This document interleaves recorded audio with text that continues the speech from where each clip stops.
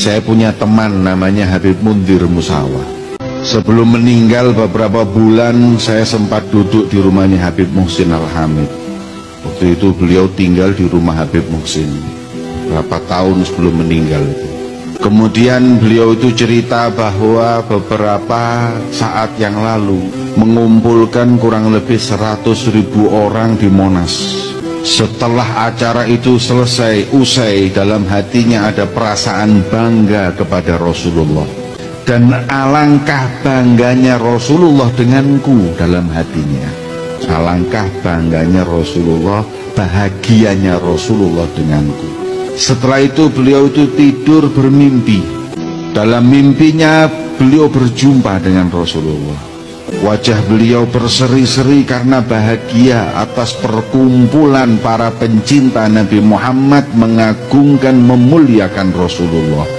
Akhirnya melihat wajah yang berseri-seri terus, Habib Mundir bertanya kepada Rasulullah, "Ya Rasulullah, apakah kau bahagia dengan perkumpulanku tadi malam?"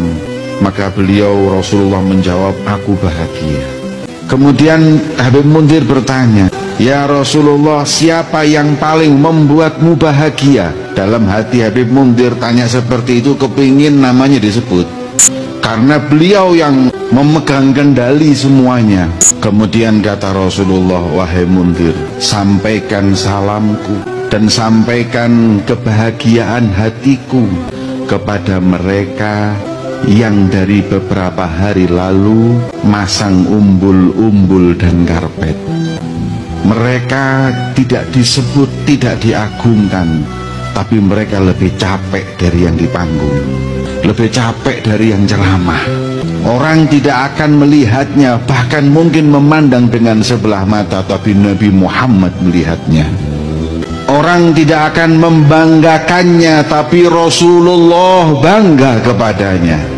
Orang tidak akan mengagungkannya, tapi Nabi Muhammad mengagungkannya, bahkan menyebut nama mereka."